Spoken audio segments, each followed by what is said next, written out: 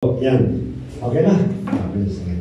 At sa mga nagluto, nag-prepare, sa nagbigay po ng regalo, at sa mga hindi pa nagbibigay ng regalo. At welcome pa rin po yan kasi po October pa naman eh, month of October. So, nagpapasalamat po ako sa mga nagluto po. At alam ko naman po hirap po ng pagluluto. Bagamat marami pong pagkain, hindi na po sa dami, hindi na naluto iba. At the same time po, doon sa gumawa po ng program, na napakaganda po ng program na ginawa po nyo. At ako po natutuwa. And lastly po, doon sa mga mga messages na napakaganda po at talaga po nakakatawa ng puso at nakaka-encourage po sa bawat, sa akin po, upang sa ganun patuloy at maglingkod tayo sa ating pong Diyos na buhay. Kaya akin po na hello po, sa nanonood ng live. Yan, nakanamukha ko yan. Yan. So let us proceed for the message for today. Okay? Ano po ang message for today? Let me start by saying halos ang buong tao sa buong mundo, isa pong hinahanap po niya trabaho. Tama? Kung meron man pong nagbi-business, out of 100%, magilan lang yung paano po mag-business. Kasi po pagka-business, napakalaki ng risk.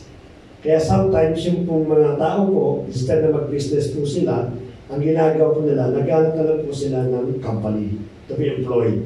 Katulad po ng bawat isa po sa atin. At kung naghahanap tayo ng trabaho, normally we're looking for the best. Wala po dito sa atin naghahanap ng trabaho na gusto po yung pinakamababang trabaho. Even though yung ating po pinag-aralan, hindi po siya ganoon intensive, pero ang lagi natin pangarap is makakuha tayo ng mataas na posisyon. Una-una, of course, yung ating layunin makakuha ng magandang sweldo. So yun po talaga ang pinaka-main focus po ng bawat sa pusa. Natatandaan ko during that time, hindi na uso ngayon eh. No, yung sa dyaryo, pag sa dyaryo, naghanap ka ng trabaho, ano yung page sa pinupuntahan mo? Classified ads. Classified in ads. Tingnan mo kung sinaghanap mo, ang gagawin mo, sasaduhin mo yung resume mo, pupuntahan mo. Noong araw pa kasi hard copies, pero ngayon online na lang. No? Kung titingnan natin, napaka-advanced na ngayon, marami na ngayon din na classified ads. May LinkedIn, may expatriate, meron pong job, KSA, etc., etc. In fact, ako po ay isang produkto ng isang pong ads. Sapagkat noong 2021, nagsarado yung company po namin, not because na nalugi. Because meron pong nangyari na ang kalaban po namin ay government, natalo kami sa kaso, so the owner decided to close the company at maghanap kami ng iba pong trabaho. So ako po, nung ginawa ko, nagsubmit po ako ng resume, sapagkat si Mrs. po nandito po siya nagtatrabaho. So, kung saan po pinasa po yun. But I never posted an ad sa isa pong expatriate.com. But it so happened during that time, napaka-active ko dati sa expatriate kasi marami akong tinitingnan doon. So, nandun yung pangalan ko. Doon ako nakakuha ng panibagong company ko. So, ako po yung produkto ng isang pong classified ads. But definitely, bagamat meron tayong trabaho, meron pa rin po tayong mga hinahanap na magandang opportunity. Tama, pakitaas po ng kamay na gustong kumantay ganyan po trabaho. Yan. Lahat po yan. Lahat po tayo. Walang sino mo magsasabi sa inyo na manager ako, gusto ko maging janitor. Wala pong ganun. No? Lagi you're looking forward for a promotion, higher position. Why? Because of a good salary. Yun ang pinaka-purpose po ng bawat sa atin. Ha? At titignan po natin ngayon, ano nangyari sa atin?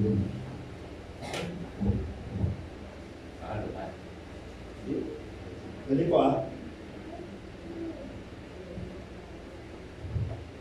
high-tech item, hindi pa lang.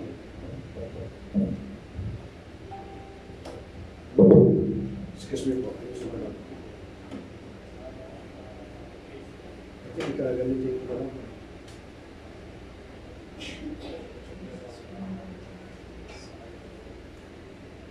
Yan. Ayan ko lang. Yan. At normally po, kahit may trabaho tayo, we're looking for the advertisement. Either advertisement o sa mga kaibigan natin, that they're searching someone na maaaring fitted po tayo. The next question is, magkano yung sweldo? Pag sinabi yung sweldo, sige, susubukan ko po na mag-apply. No? All of us here, aminin mo natin o hindi, if someone offer you a better person, a better job, a better perks, a better salary, wala pong tatanggi. Sigurado po yan at gagawin po. Kahit medyo hindi mo pa alam yung duties responsibility. The moment na nalaman mo na mas mataas sa sweldo mo ngayon, mas magandang opportunity, magandang posisyon, immediately ina-applyan po ng bawat sa atin. Yun po pinakano po niyan. So ngayon po, meron ding advertisement sa Bible patungkol sa trabaho natin. At yung offer sa trabaho does not require your degree, does not require kung ano yung natapos po natin, kung ano yung level ng ating pong knowledge, but it's been offered to everyone. May trabaho dito, napaka-perfect, napakaganda ang job description, talaga naman pong matutuwa ka sa ito. Ngayon, ang problema na lang is kung willing kang tanggapin yung trabaho. Yun po pinakano po doon. Kung meron pong advertisement online at meron pong advertisement sa mga dyaryo at sa ano pang social platform, sa Bible po, meron din pong advertisement. And as looking someone will be fitted sa trabaho na yun. So ano po yun? Ito po ang ating pagpangan. Yeah, the kingdom of God is now hiring. Tinatawag po tayo at naghahanap ng manggagawa ang ating Panginoon. Workers for the harvest. Yan po panawagan ng Biblia, yan po advertisement sa bawat isa po sa atin. Ilalatag ko lang po ito kung ano yung job description at kung ano yung qualifications na aanin po natin. But let us remember na ang sabi nga natin, if you have a better offer, a better salary, sabi nga natin, walang pipili ito magiging.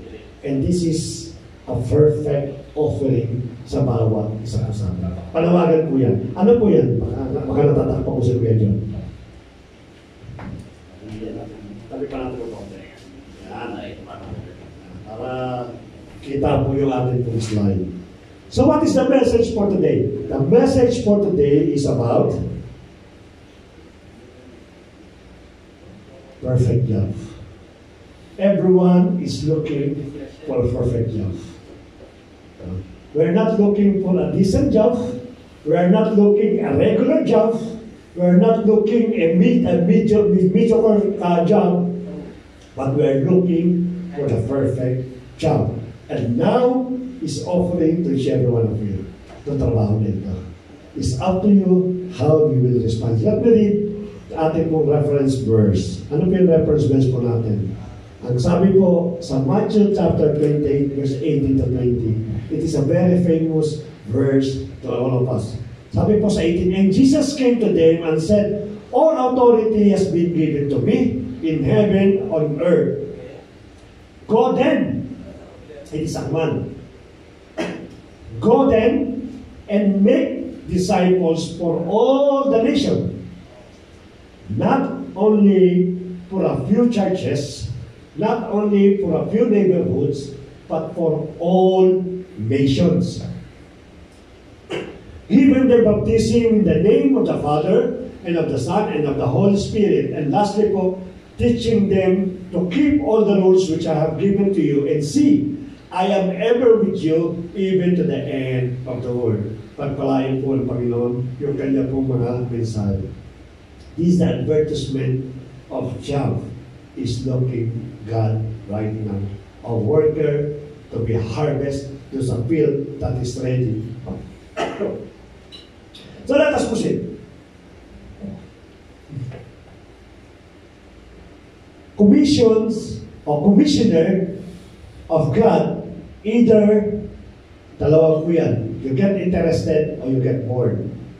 And mostly, and so sad, majority, they get bored. Hindi nila maintindihan o hindi nila magawa o hindi nila malaman yung pribilehiyo bilang manggagawa po ng ating pong Panginoon. So mostly, yung advertisement ng Lord na inilalatag sa bawat sa atin, mostly po, hindi natin nagkakaroon pagkakataon na sunggaban po ito. Bakit po? Kasi, normally, ang iniisip natin is, walang income. Madalas yung mga volunteer ng Lord, kung hindi man yung kanilang pantalon ay butas, yung sapatos nila puspos na, pupunta na sa kalakadal para ng Panginoon.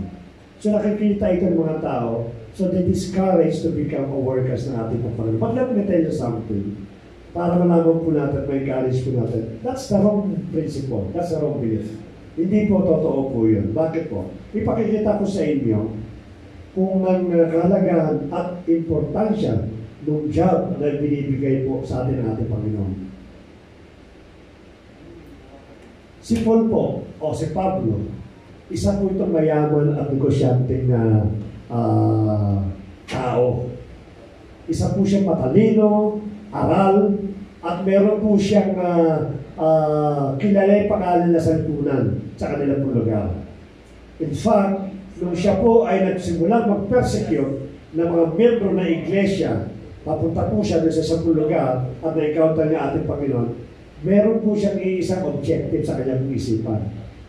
What? To become a great leader ng kanila pong nation. Kasi pag na-damage ko itong church na ito, which is the church ng ating pong Panginoon, then meron ako accomplishment. Once I come back sa lugar ko po, pwede po siya tamakbo bilang political leader. So meron siyang agenda, sarili siyang agenda. But it so happened, hindi nangyari po yung kanyang pong agenda. When he met the Lord Jesus Christ going to Damascus, ang sabi po doon, he gave up everything. Even yung kanyang pong educations. Kaya po pinawa po niya. I still remember, it is a personal testimony ng aming classmate. Nabanggit ko na ito, but I would like to repeat it because I'm so blessed for the decision ng aking pong classmate. We are in the fifth year in college. Graduating po kami. No?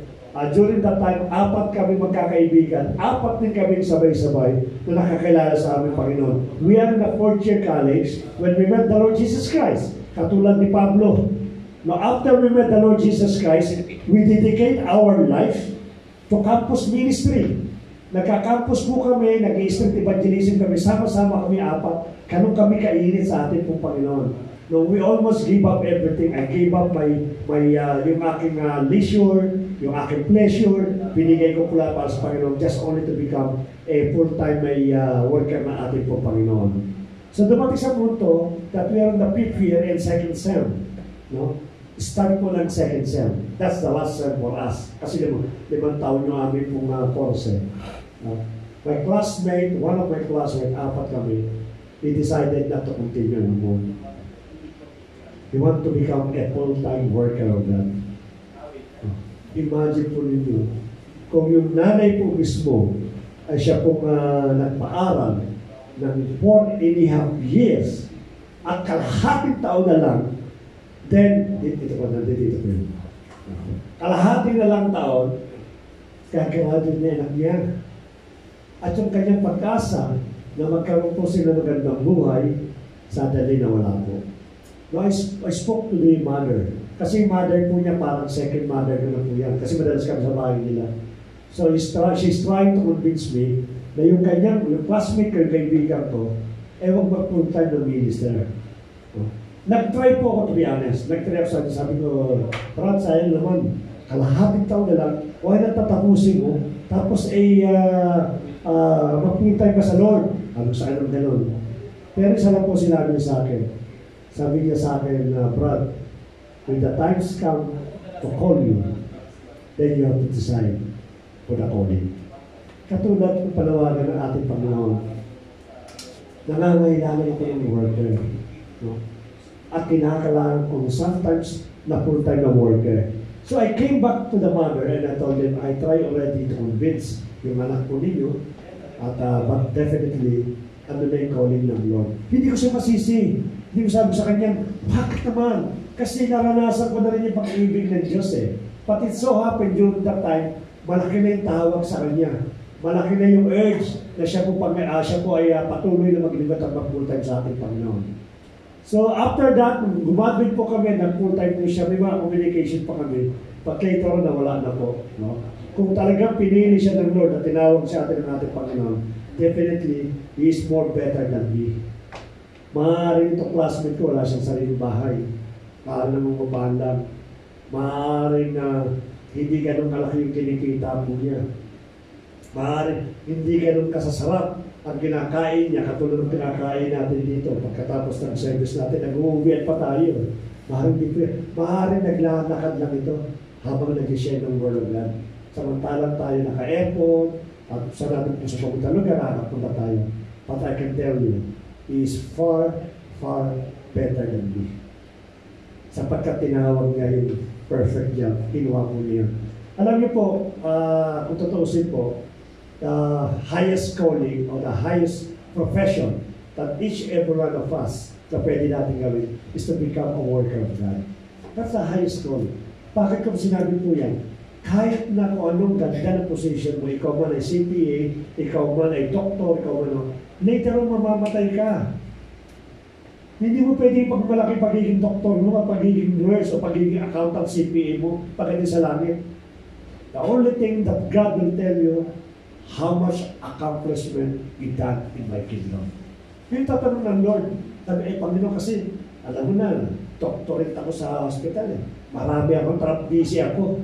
Hindi ganun ang tatanungin ng Lord. Pahaliwala lahat yan. No? All things will become na parang abo. The only thing that remains in your life, yung pagiging ginto ng paglilingkod mo sa ating Panginoon. Amen. And this is the reason why God is calling each every one of us. Katulad ng ginawa po ni Pablo. Sino pa po? Sino nakakilala kay Zacchaeus? Ito yung tax collector na umakyat ng puno kasi maliit lang eh. Gusto niyo makita ng ating Panginoon. He has millions of money. Kasi during that time, yung mga tax collector na may yaman. Ito yung mga nangungulimpat eh. No, ang sabi niya sa ating Panginoon, nung nakilala niya ating Panginoon, I want to become a worker to your vineyard. At whatever na nakuha ko, dinaya ko sa tao, ibabalik ko na meron pa sariling interest. Look at this guy. No? I can live my life kung katulad ako sa chaos, sasabihin ko, wala na akong pagala. Sa dami ko ng pera, I can go anywhere. No? Pwede na akong maglibang, pwede na akong kung saan gusto, at ano man ang bilhin ko, pakakabili ako ng iPhone 20. Kahit kailan, ilang beses kaya akong bilhin. No? But look at all these things. Iniwan na sa chaos yung yaman na nakukuha po niya, and he followed the Lord Jesus Christ to become a worker. Anong nakita niya sa chaos para pagpalit mo yung yaman niya? There's something that Zacchaeus experienced when become a worker of God. Katulad maaari ng classmate ko. Sino ba po? Sabihin biblical. Kilala si A.J. Griffin. Yes. Isa po siyang NBA player. 2022, he became the first draft pick. No, nakinuha po siya. At may potential, 21 years old. Napaka-potential ng taong ito. But after a few months of being played in NBA, he surrendered everything. Imagine po ninyo, if you are part ng first draft pick, napakalaki ng sweldo niyan. At lalaki yan, dalawang na-develop po tao ito. 21, 22, 23. He has a good future in NBA. He will earn million dollars every year. But after a few months of play, he retired. Why Griffin you retired? Because I want to become a worker of God. You see that being a basketball player, famous, earning millions of dollars, it is nothing compared to become a worker of God. So meaning, pagka pala nang gagawa ka ng ating Panginoon, meron pa lang tayong maaaring mga bagay hindi nakikita, kaya hindi tayo makapag-decide, na hindi natin maabot ng ating pong isipan. But look at all this sample ng mga tao ito, they found something. I found something also. Sabi ko nga, Lord, pag nag-retire siguro, I want to become a full servant of God. Gusto ko na mag-iba. Actually, nung meron ko nag-seminar, na sabi nila, nagsundot sa aking puso, pagkatapos ng Saudi Arabia, gusto ko magpunta ng Africa, gusto ko magpunta ng Ghana, I want to become an evangelist. I want to continue my life, to maximize my life. Why? Kasi nakita ko, this much better than my position today. I earn money, enough para sa aking luho, sa support sa aking but hindi pa ito yung the best na position na pwedeng tanggapin po natin. The best position is to become the full-time ng ating pong Panginoon. And God now is trying to call each every one of us para sa position na yan. And lastly po, sino pong sa pang-sample? Si Peter Vardy, isa pong Scottish na entrepreneur at car dealer. He's earning millions every month. But when the time comes, he sees the opportunity to become a Lord's servant, he sold everything yung kanya pong business. Kenta mo yan at magpo-full time ako sa ating Panginoon. No? Kung titignan po natin sa mundo, these are all crazy people. You have already the opportunity to become a millionaire or maaaring billionaire, then you lost everything because you follow the Lord Jesus Christ. But on contrary, He gained all things because of following the Lord Jesus Christ. Sabi ko nga, kung isang talata sa mga sa gospel, ang kinig ko man yung buong yaman ng mundo, pagsamahin mo yung buong yaman ng mundo, if I lost my soul, then nothing will happen. I gained nothing. Si Solomon nga, ang sabi ni Solomon, wala raw kapuluhan ng buhay. Everything is in vain. Sobrang yaman ng tao nito. Why? Because nakita po nila kung paano po ang tao po ay kikita at magkakaroon po ng magandang buhay kung tayo may magiging nagawa. So these are the examples in order to let each every one of us to grab the offering. Kasi ang gawin na offer po ito trabaho sa bawat sa atin. Now sometimes hindi natin nakikita yung benefits. Now I give you some people at nakita at marami pa po yan. And many more. If you try to read the history, napakarami po ang nag-surrender ng kanilang pong kayamanan, naging normal life because they choose to become a full-time worker ng ating pong Panginoon. And when they become the full-time worker of the Panginoon, doon nila nalaman, this is the perfect business and this is the perfect job for me.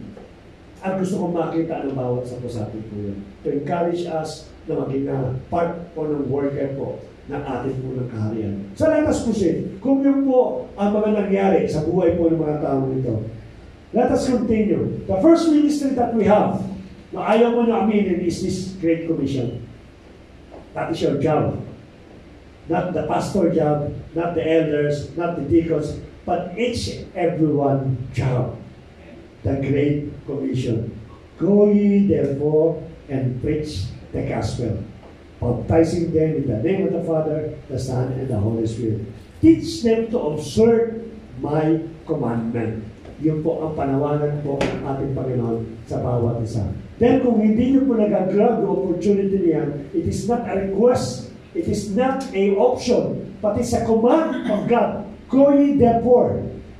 Humayo kayo at kayo ay magproklima ng ipong mabuting balita upang sa ganon ay magkaroon po ng tunay na pagtawag. Ito po ay hindi po ito tomorrow.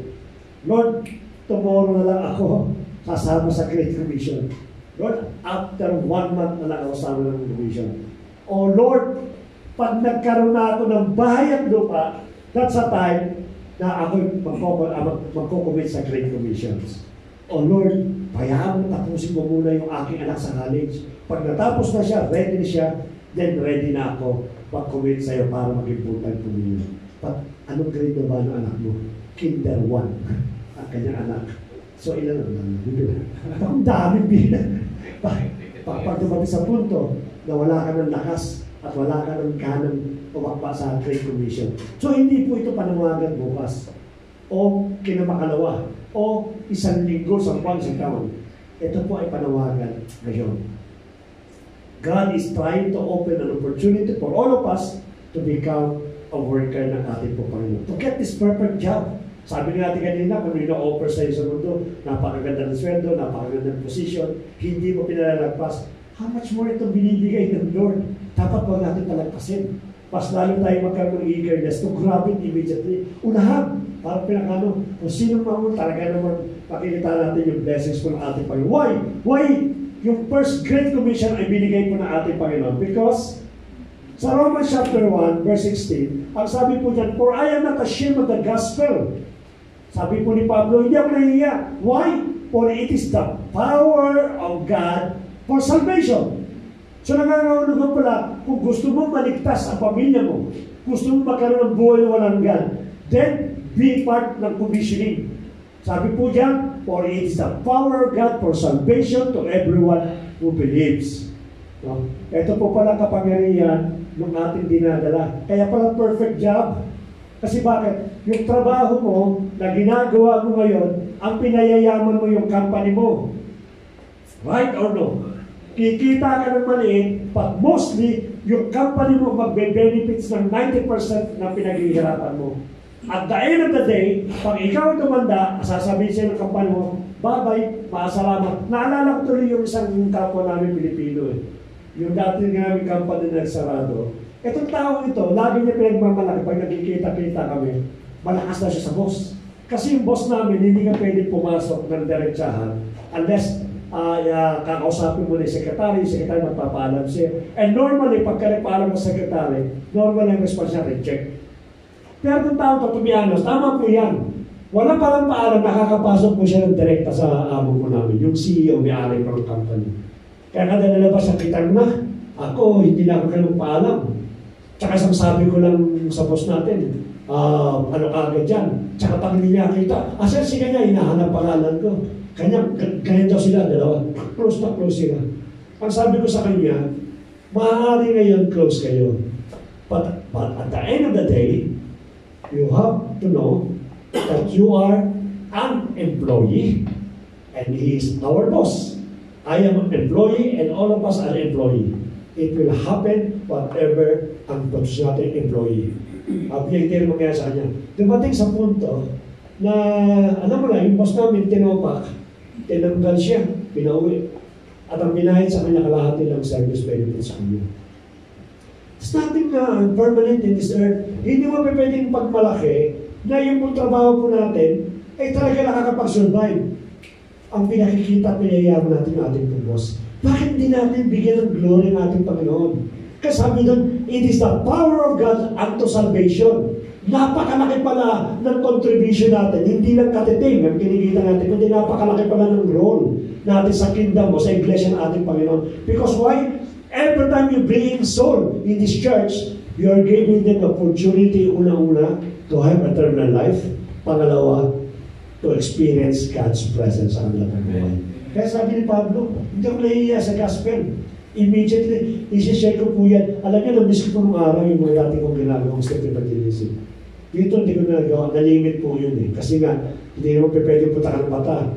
Magbigay ka naman, magbigay nito. Ako ba, binibigyan mo, mas din mo na Pilipino. Dali ka talaga. Diba? Kasi bawal pa rin yan. Open sila sa ganito, but in private. But in public, you cannot practice Christianity.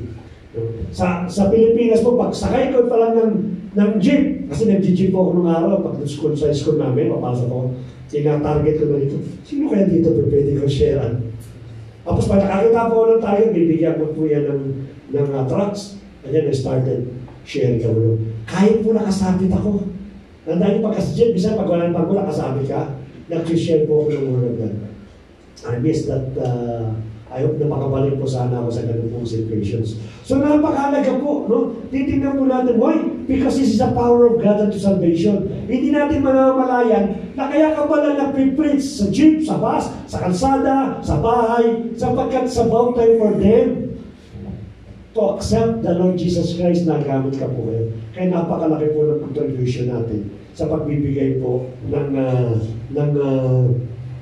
kaligtasan sa bawat kapatiran po natin. But some to know, the reality is what Jesus said in Matthew chapter 9, verse 37. Ang reality po, yung sinabi niya sa Matthew chapter 9, verse 37. Ano po yun?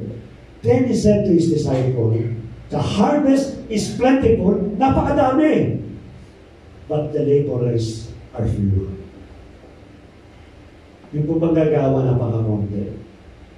And it's so sad if you ask some people, how long you been in the church? 10 years. Ooh, 10 years. What are the ministries? What are the ministries na hinahawakan po ninyo? 10 years na kasi. Ministry? Anong ministry? May ministry na sa iglesia. Basta ako, papasok ako, upo ko, pakikinig ako, tapos uuwi na ako. Anong ministry sasabi mo? Imagine po na 10 years in the church, they don't even belong to one ministry. It's so sad. na nakakaano po sa atin pong Panginoon. Na napakatagal na po natin, and yet, hindi natin sabi natin, Panginoon, napakadami na harvestin eh. At ang problema ko, sino yung mag-harvest? No? Hindi naman pwede pero sa gusto ko imanin. No? Manipulation kita, ikaw mag-harvest. Sino naman pwede? Kinakalangan kusa. At ang problema, dahil nga kusa, ang tao po ay magkusa. Why? They found this kind of invitation sa ating Panginoon. It is a burdensome and eating a lot of time. Hindi na nakikita po nila. Hindi na nakikita yung perfect job na supposed to be na-enjoy po ng bawat isa. So, yun po ang nangyayari po. Konti po ng labor at hindi po siya ganun karami. Ano po ang qualification ngayon ng isa pong manggagawa ng ating Panginoon? There are 3 qualifications. Kasama po yan sa pananggalang trabaho kayo. When you're looking for the job, immediately the company will ask, ano po yung qualification nyo that you are suited o lapat ka dun sa ina-applyan po natin. Ganun din po dito. Pagkamat hindi po siya ganun ka-intensive ang requirement, but look at this, what will be the qualification to become a laborer ng ating pong Panginoon? Unang-una po is the personal relationship with the appointee. Yung appointer po, dapat may personal relationship tayo. Relationship is very vital sa pagka-hire ng isang pong empleyado. Why? Relationship means trust. At kung meron pong trust, means po, trust is the first step to love. Tiwala po, lagi. Lagi kong binibilin sa aking pumanap, if ever they're watching right now. Napakalayo po natin sa bansang Pilipinas. And you cannot monitor every action, every schedule, every activities, every yung kanila pong ginagawa. But every time that I talk to him, sasabihin ko sa kanila, anak, I'm giving you my 100% trust. If you say, Daddy, itong ginawa namin, then I trust you. Which is also this what I'm giving to all of us. So ito ginawa namin, yes, whatever your word, I trust. Kasi hindi ka naman pwede patunayan eh. Ikaw lang nakakaalam eh. But the most important is trust. Ang problema lang, wag dapat natin masira yung trust. Kasi in a company, na ang policy ng company and even my principle, if you don't trust me, then there is no way to become together. Dapat na ako umalis sa kumpanya nito. Kasi trust ang puhunan natin eh. So, pag sinabi ko sa boss, ganito ginagawa ko, oh, wala akong tiwala sa'yo. Sasabihin ko sa kanila, then, kung wala kang tiwala, I have to go. Kasi yun lang naman pwede magsama tayong dalawa. Hindi mo ako nakikita, but definitely isa lang sabihin ko sa iyo. If I love my company, means I love my company. And you have to trust that word. Ganun din sa bawat po sa atin. No, pagka nagkaroon po tayo ng personal relation sa atin po Panginoon, then we better to put not only to trust God, definitely hindi nagbe-wait po yun, but trusting God. Again, sabi ng ating Lord, wala daw po siyang nakita na manggagawa po niya na naghirap at hindi po kumain. At ang sabi niya, kung ang ibon hindi nagtatrabaho, pinapakain ko sapagkat nagbibigay sa akin ng glory. How much more kayo mga anak ko? So tiwala lang po, no? Maaari po nagpuntan tayo o nag-commit tayo, Lord, makukumit na ako kasi nakita ko yung sinasabi ni Pastor B. Dumating sa punto na, Panginoon, parang hindi naman yung sinabi niya. Gagamitin po natin yung trust. Sapagkat ang Lord ang siyang kikilos sa bawat isa po sa. The mistake happen when a Christian is not prepared to share the gospel. Bawat yun. Ang challenge po sa atin, saan tuloy yung po masama, no? Hindi po tayo kukulang po yung ating pong harvest. So ano pong dapat natin gawin? Therefore, we are ambassador for Christ, but making appeal to thee, we pass on behalf of Christ, be reconciled to God. Alam niyo po, being ambassador, we are representing 100% ang ating pong Diyos. Kaya sabi ko sa inyo, every time that a church is trying to invite at mag-encourage at magkaroon ng mga evangelism, the first thing that we have to do is yung ating pong buhay. No? Dapat nakikita sa bawat sa atin, hirap po na mag-evangelize kung nakikita po tayo hindi tama. Nadaanan po natin yan. Tayo po yung mga ambassador ng ating Panginoon. Nangangahulugan you are commissioned to become an example and whatever duties na ipagagawa sa iyo ng ating Panginoon. Ang Diyos po sa langit. And you need to representative on earth. At sino po yun? Yung iglesia. At sino po yung iglesia? Yung bawat isa po sa atin. Kaya dapat po makita na tayo po yung ambassador. Hindi kami pwedeng makita yung ambassador natin sa Saudi Arabia, nasa Philippine Embassy, na kanya pong tinutulungan o kanya pong mandato is tulungan po yung Saudi Arabia. Or else he's not an ambassador of Christ, ambassador of Saudi Philippines. Siya po ay isang manggagawa ng Saudi Arabia. So all that we have to do is concerning sa business po ng ating pong nare-represent sapagkat tayo po yung ambassador. So ano man ang business ng ating Panginoon, siya po dapat natin ginagawa. Now, if you have problem with the relationship sa ating pong Panginoon, in order to qualify, it is not too late. Ang sabi na ating mga challenge, let us start again building our relationship with Jesus Christ because His offered till now is valid. Hanggang ngayon, ino-offer niya rin po yung pagiging magagawa. Valid po yan. And let us remember na itong offering na ito, it was 2,000 years ago pa. No? 2,000 taong ang nakaraan, hanggang sa oras na ito, hanggang sa darating pang araw, patuloy at patuloy pong i-offer ng Panginoon itong position sa bawat isa po sa atin. It doesn't matter kung kayo po ay nakagraduate, wala kayong degree sa college, wala kayong experience, it doesn't matter. The most important is to become a good relationship sa ating pong Panginoon. Okay? Second thing, the first thing is a good relationship or personal relationship sa pointer po. At ang pangalawa po is the knowledge about the product. Kinakailangan meron tayong knowledge. Recently po, napakasama ng aking po experience. No? Nag-audit po sa company namin because we have projects sa NEO and unfortunately, nung tinaas yung level ng kanilang assessment, hindi kami pumasa sa standard. So, kinakailangan magpadala ng independent party, different companies, alam ng bawat nagtatrabaho katulad ni Ate Rona, alam po yan. Magpapadala ng technical assessor, technical auditor, at management assessor. Yun yung padadala. Checkin nila yung company po namin, upang sa ganun, makita nila, okay, itong company ito is accepted because ginagawa nila yung kanilang quality assurance manual. Unfortunately, during that time, meron kaming quality assurance manual na yun ang gagamitin bilang evaluation. Wala po ko alam. First, hindi naman talaga ako sa QC. Hindi ko talaga linya yun. Pangalawa, hindi ko nabasa yung manual. Yung manual kapal yan. Hindi ko nabasa yung manual at yung mga procedure doon. Talagang zero ka talaga. Suddenly kasi nagkaroon lang ng biglaan eh. Nagkaroon ng arrangement ng Thursday, Sunday ang aming audit. Ay wala akong time na magpasa. Eto na, pumunta na rin kami. Pero ang dami ng prepare ko sa sarili ko. Kahit anong pray ko, Lord, bigyan mo ako ng wisdom. Bigyan mo akong talino. Sabi lang ng Lord, bakit kita bibigyan ng wisdom? Hindi mo alam yung product na papasokan mo. Diba? So pagpunta po namin, pinakilala, sino rito ang QA, QC manager? Sabay turo ng puso. Eto, naku, sabi ko ito na ito. Dinaupo kami, magkatabi kami, nagbukasa kami ng laptop, ipinakita niya lahat yung manual. Eto, alam mo to? Alam ko, sabi ko, yes, I know that. Do you know the forms? Sabi niya, yes, show me the form. I don't have the form. Non-conformance or non-compliance. Eto, alam mo to?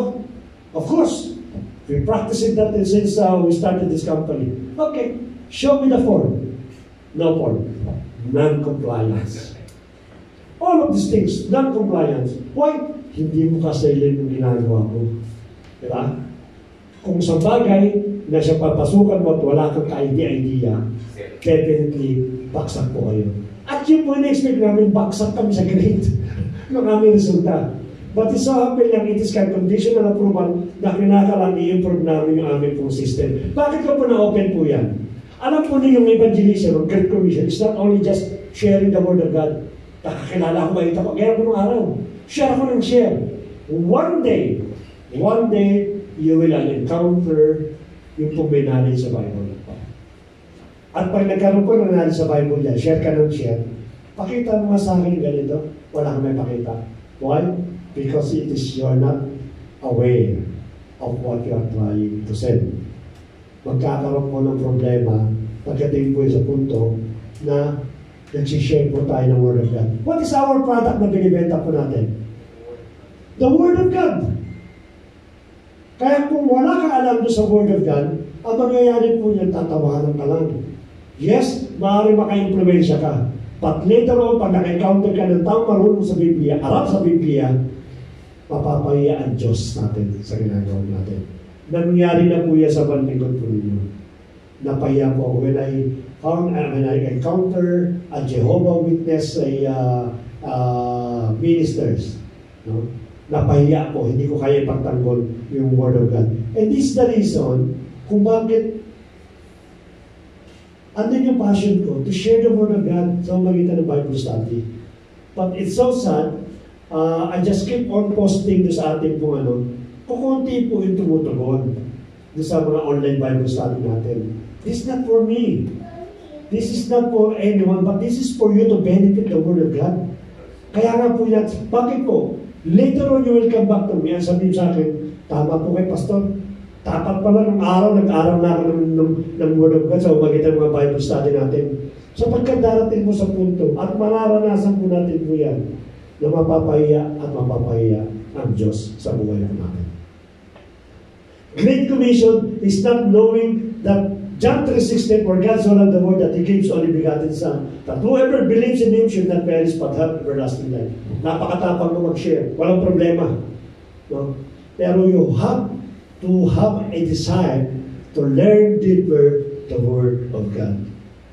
Marami po tayo dapat gawin sa iglesia ito.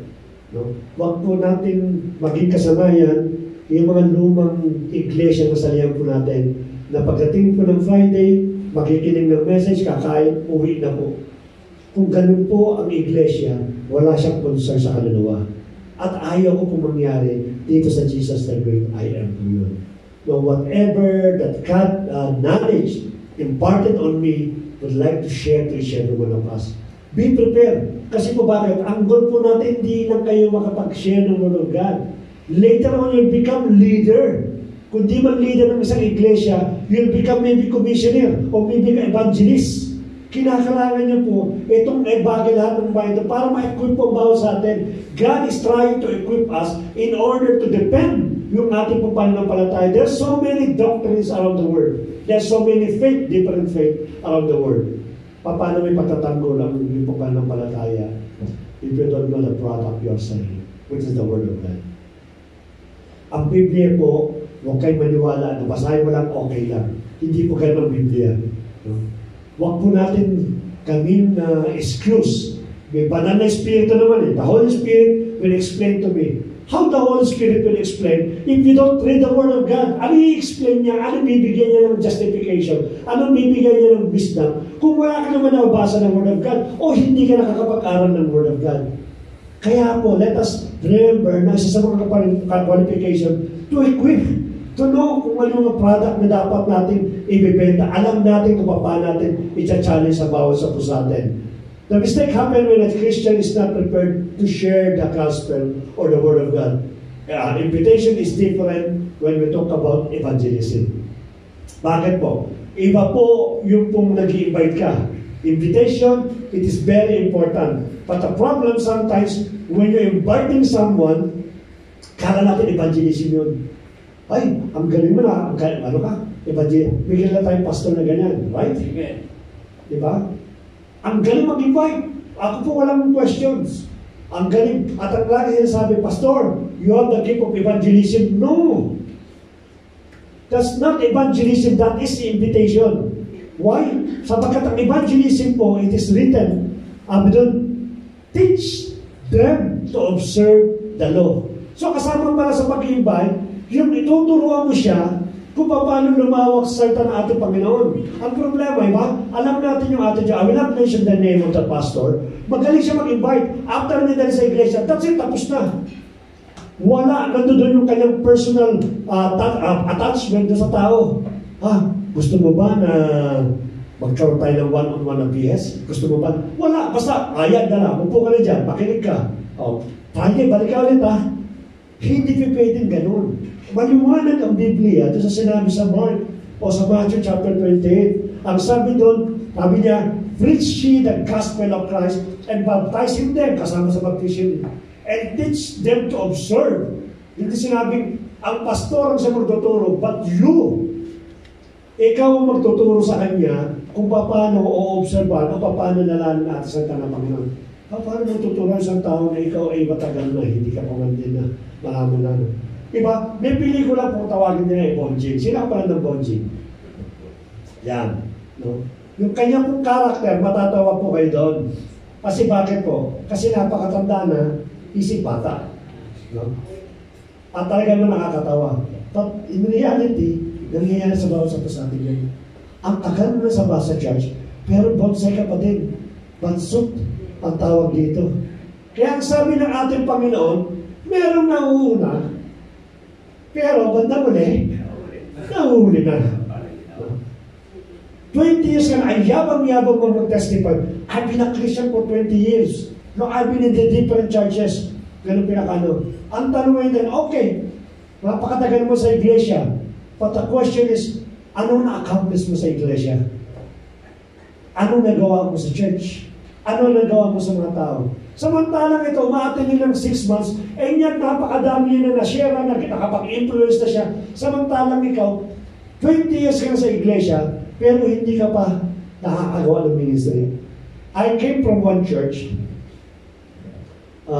Before I came to the church, nauna na ito mga tao nito. Kumbaga sa nagpa-pioneering sila ng iglesia before we joined. So, we stayed with the church for 7 years bago kami nawala doon. I asked these people during that time nung kami active, ilang taon ka na dito sa church? Simula po nung tinatagit ng church, kung 10 taon na siya, 10 taon na siya. Samantalang kami piyano lang. Okay, sabi mo matagal ka na pala. Yes, pioneering kami dito. So I'm expecting that this lady should have been, a better person now, a better worker, and a better, an intercessor, prayer warrior. Ay, one time po, sabi niya kuya, atin po ako, kasi siguro na time, hindi pa ako nag-leader Kuya, atin po ako ng prayer meeting. Pwede po ba ako sunduin? Ayaw po. Sabi ko, basta willing kang matin kahit sa pupuntahan kita dyan. So, pinuntahan po namin. Eto na po sa prayer meeting. Like what we are doing here. Ako natutuwa kay Job Ilang Friday pa lang tumatin So, nagbigayan po kami ng same thing. Nagbigayan kami ng prayer items. Nagsalita po yung buhay. Ay, kuya, pwede po ba huwag na lang po akong sama? Bakit po? Hindi pa po marunong mag-pray. What? You've been 10 years in the church, you don't know how to pray. No, hindi ko masabi sa inyo ganun Nagulat po ako, anong klaseng iglesia ito? Imagine po nyo 10 years. Napakabata pa. Pero magmalaki, pioneering po kami, kasama na po ako dito. Diba? But the way I see that lady, para kang bonsai. Hindi ka nahihiya. Kung ako nahihiya dito, mas lalo ko dapat mahiya sa ating Panginoon. No? Sabi nga ng ating Lord yung iba doon, yung interpretation 3 taon, di na mumura. Wala ka silbi, putulin na yan. Ang sabi nila, pag 3 years ka na ng Kristiyano, wala ka silbi, putulin. Ako naman, di ako naniniwala sa ganun. No? But definitely, God is looking for more fruits in each every one of us. Then how can be more fruits?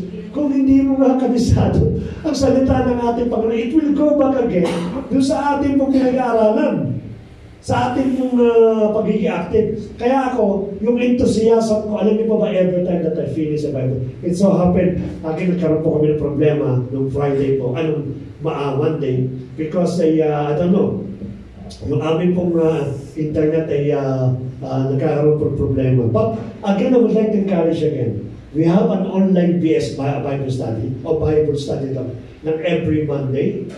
Be part. No? Be part po kayo. Makikita po niyo, maaaring sometimes mapili niyo boring for the start. But the moment na nakahiligan po niyo, ganito pala ito. Something like when I reading the Word of God.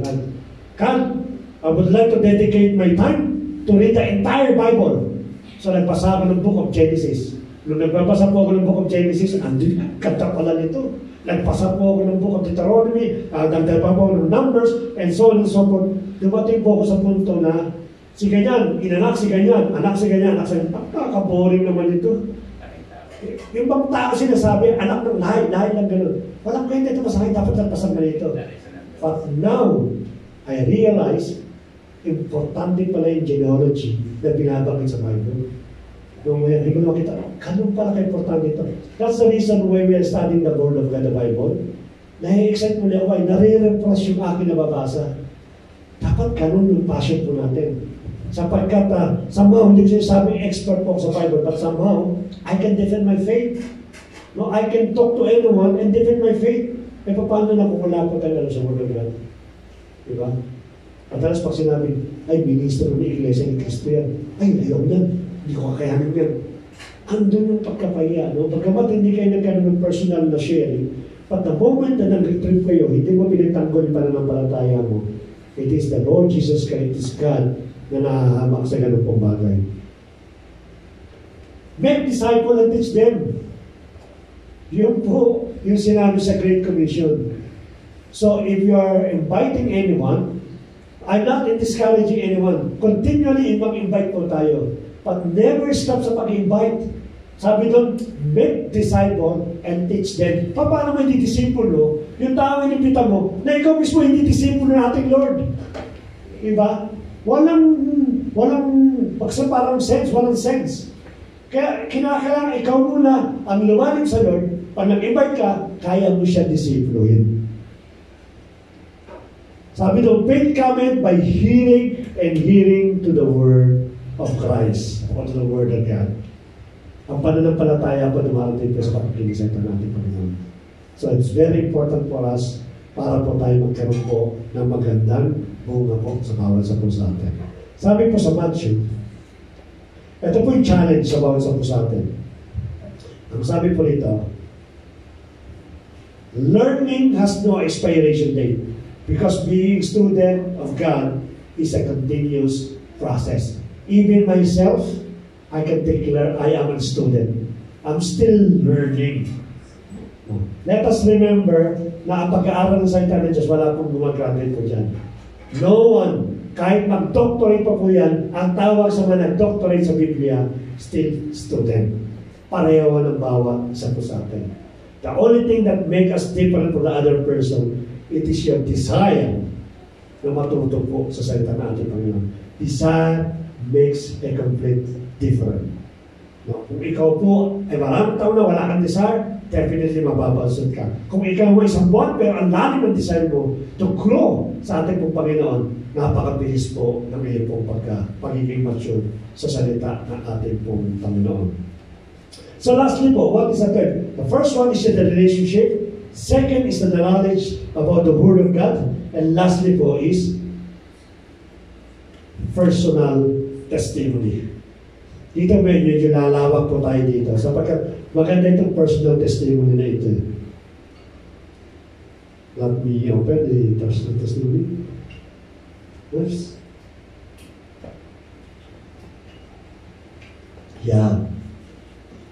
Alam niyo sa pag-i-evangelize o sa pagpanggap ng Great Commission, the most effective weapon, it is your life. Not the way how you explain the Word of God. It is included. Kasama po yan sa package. But the most important factor in order to evangelize, it is your life. Sapagkat tao po binabasa niya, hindi ang Biblia. No, kahit anong alok mo sa tao na basahin ng Biblia, normally po niya ang attitude niyan, i-reject niyan. Ano ba basahin niya yun? Yung bawat buhay, yung bawat sa pusatan. Kung binabasa niya, yung ating pong buhay in order to evangelize and to bring him back sa ating pong Panginoon, the most important is walk the talk. Kung ang lahat ng sinasabi ko sa inyo sa harap ngayon, sa oras na ito, at hindi nyo nakikita sa buhay ko, then I am like a foolish person. Mangmang, walang kwentang tao, kung ang lahat ng sinishare ko, hindi nyo nakikita sa bawat buhay ko natin. Vice versa, anything that you are sharing the Word of God, kung hindi nakikita sa bawat buhay ko nyo, useless po yan. wala pong bentahe o wala pong pakinabang yung tao po na magbibigay po ng pakikinig sa inyo. Kung ako po ang doktor, at during ng aming pong session, ng ating pong pagbibigay ng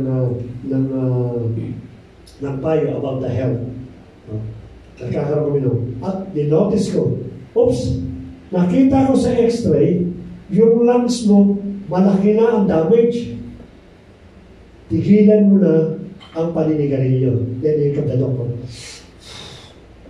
Tigilan mo na rin ang pag-inom. Tumatagay po. Do you think the patient will believe? Definitely hindi, di ba?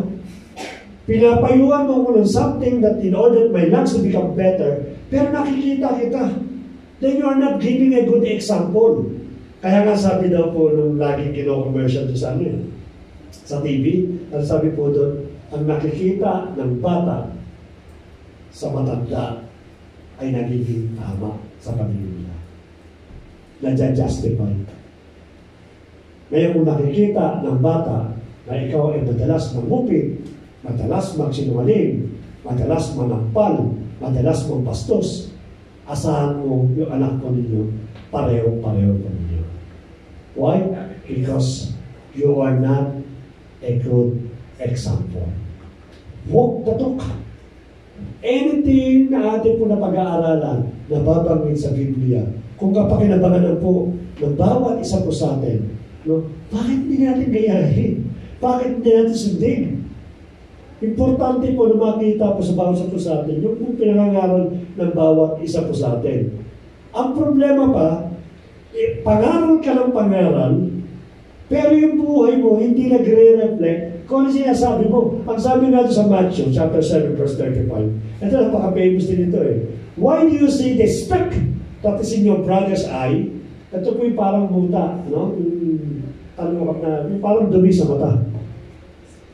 Pansin ka na pansin. May muta ka. Ang laki ng muta mo. Katroso, sabi yan.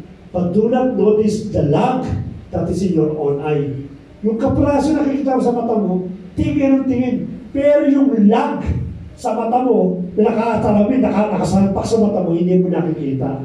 So para kang tao na kung saan puna ka ng puna, kasi ang buhay mo ganyan, kasi ikaw ganyan ka, kasi ganyan ka. Pero ang buhay mo mas masahol pa doon sa pinapangaralan mo. And do you think these people will listen to you?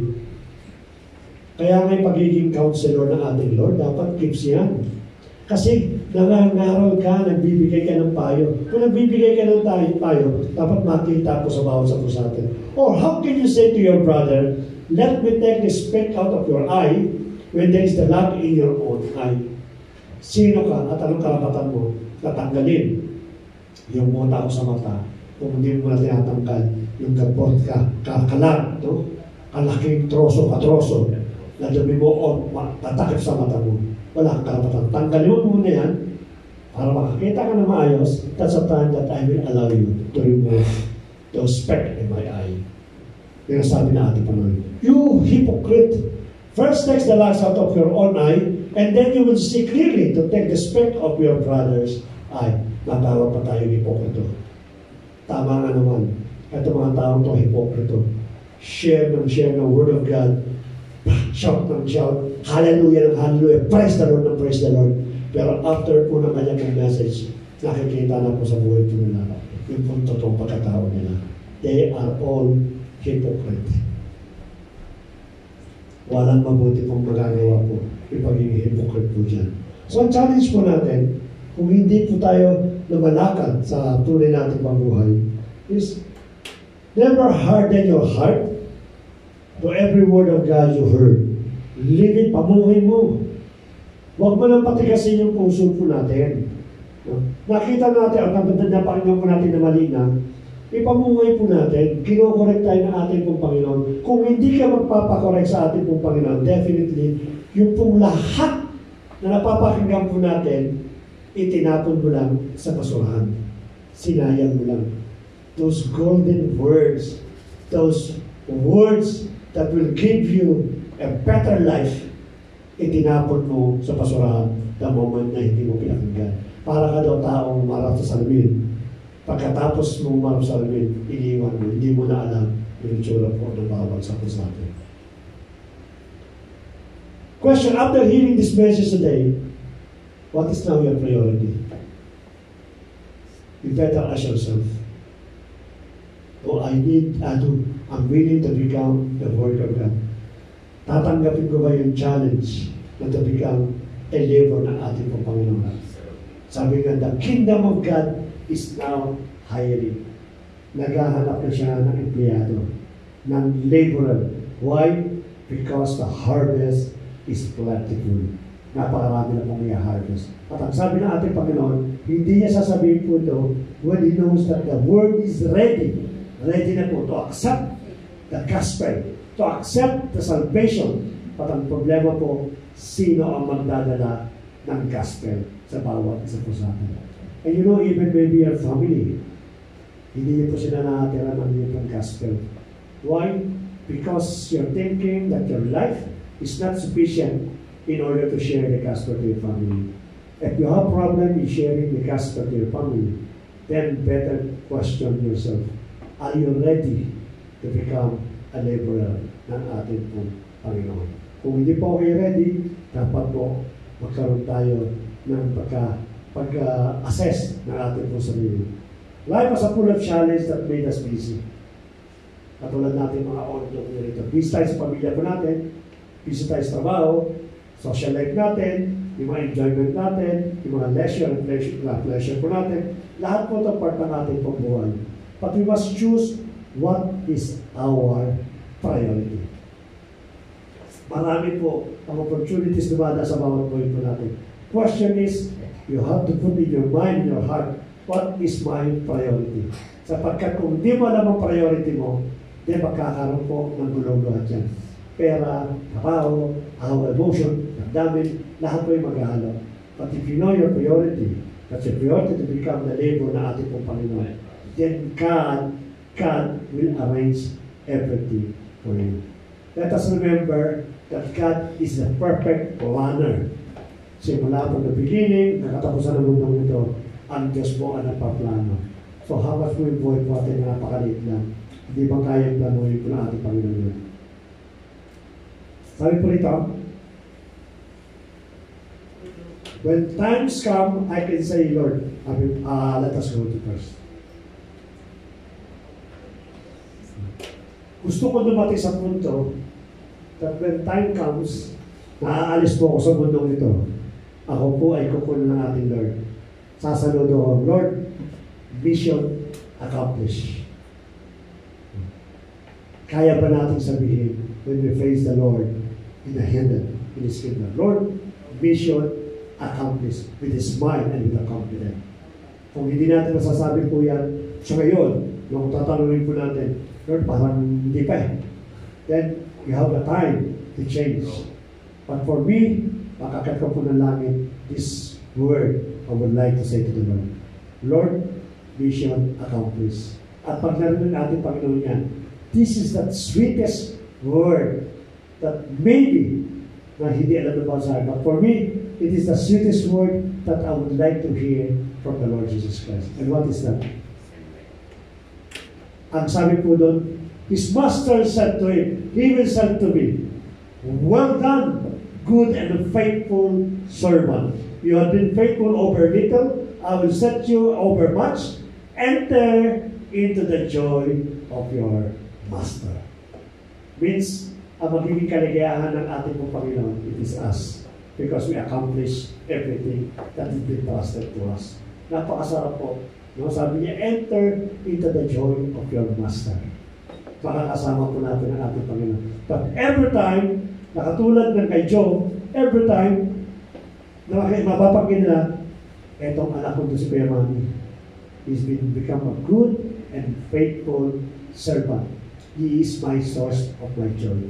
Imagine po you become the source of joy ng ating pong Panginoon. These are the things that I would like to hear when I come to the heaven and meet the Lord Jesus Christ. And lastly po, would this be also your goal? This is my goal. My question, would this be also your goal? If yes, now it's about time. It's about time to accept the offer that was offered 2,000 years ago until this very moment to become a commissioner, a worker of God. At katulad ng binanggit ko natin, you will know that really to become a full-time or worker of God, napakasarap pala sa bawat sa puso natin. Hindi pala totoo yung binigay ko yung lahat. No? Nawala yung lahat sa akin nung ako yung naglingkod at nag-commit ng aking sarili. Hindi po totoo yun. Malalaman po ninyo that I gain everything. Nakuha ko pala lahat and everything that I give up in this earth. Kung binigay ko yung aking pong lahat, oras, yung aking talent, yung aking tono, yung aking pong skill, everything, hindi pala ako nawala. That's the time that I gained everything. Nung nawala sa akin mga bagay dito. It's a challenge to every one of us. No? God, or the Lord Jesus Christ is calling for a worker.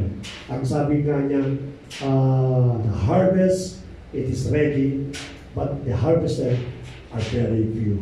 Now He's calling to each every one of us to become part ng kanyang pong kingdom and to be part ng kanyang pong pagka-harvest sa bawat kaluluwa na maaari kasama natin sa bahay, pamilya natin, kaibigan natin, kapwa natin, diyato. Tayo palang gagamitin ng Lord in order to harvest these people. And lastly po, an encouragement, there will be a crown of glory.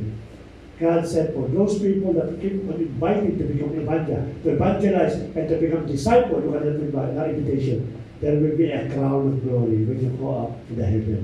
You will receive that every soul that you evangelize and to become a disciple para po sa ating Panginoon. Let us all stand. Hallelujah. Lord, salamat Panginoon sa challenge na muli mo pinagkalap sa bawat sa pusan. Then, that the harvest is plenty, Lord. But you need a worker like us. You need someone that will say right now, Lord, use me as your harvester, Lord. That you need someone to declare, Lord, right now, I give up everything and prioritize to become your worker. At alam ko, Panginoon, that this will also give us the benefits, Panginoon.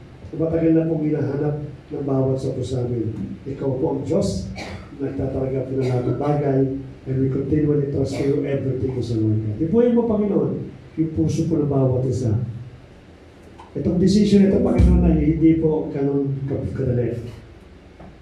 Sometimes, or most of the times, we are thinking for lost things at the moment that we become your workers. Sometimes, iniisip po namin yung aming pong magulang, yung future na bawat sa puso namin, yung kahinat na po namin, the moment that we become your laborer. Pumapasok sa isip po namin ng Lord, yung po magiging sitwasyon, kalalagayan ng bawat sa puso namin. Kaya naman Panginoon sa oras ito, dalangin ka Lord, with the power of the Holy Spirit, na mabago mo yung isipan po ng bawat isa, i-comfort mo. Bigyan mo ng assurance, O Lord God, but the moment that we give up this earth pleasure, that's a time that we gain everything, so Lord God. Ituro mo sa amin Panginoon yung decision na yan, Panginoon. Tulungan mo kami na magkaroon ng strong will from now on. Pa-remember po namin mga salita na ito. That you will call us, Father God, to become a commissioner, so Lord God. That you are a appointer and you give us the authority, Father God, sapagkat sa mo, all authority was given to you and it is now given to us, Lord God. Gamitin po namin yung authority not only, Father God, to practice the mga gifts ng Holy Spirit, but rather to practice and exercise to control our decisions. It is our decision that make us different, Father God. Kung magdi-decide po kami sa oras na ito, Lord, you will change our path. Babaguhin yung daan mo namin, i-aalay mo kami sa mga bagay na gusto mo sapagkat tunay nga na amin na totally surrender yung aming pong decision sa iyo. Lord, kung darating mo sa punto yung bawat kapatiran, they decided the Lord God. Ang aming pong panalangin, Panginoon, bigyan mo sila ng comfort. Bigyan mo sila, Panginoon, ng assurance. Una-una na sa umagitan ko ng Banal na Espiritu, pangalawa doon sa mga tao na nakakasama po nila. Sapagkat itong decision ito, Father God, will not only benefit ourselves, but also will benefit those our loved ones, our family, our friends, our work, our job, and those people that are around us. Salamat po, Panginoon, for assurance na ipagkakaloob po ninyo. Indeed, kami po, Lord, ay willing to hire dito po sa perfect job na ipinagkakaloob mo sa bawat sa Panginoon. And I do believe, Lord, that I will see in the nearest future, Father God, that workers will come in this church at marami pa, Panginoon, na idadagdag po nila. A committed worker na kung saan, Lord, isa yung objective namin to glorify and to honor your name, so Lord God. Kaya mga lahat ng ginagawa po namin sa iyo lamang nakapokus po ito. Salamat po sa iyo namin pagulin, Father God. Tinitiwala ang lahat ng bagay at muli, Panginoon, sa iyo po papuri, pagsagpat, pagluwalati sa tanging pangalan po ng Panginoon Jesus. Amen and amen. Let us continue niya ng natin pakisama tayo. Pagkalapit po yung mga element, nadako po tayo sa ating pong Lord's Supper. Sapagkat hindi na kami pagkakataon ng last Friday, sapagkat na-busy po tayo. So we will do the Lord's Supper today, so second week po ng Friday.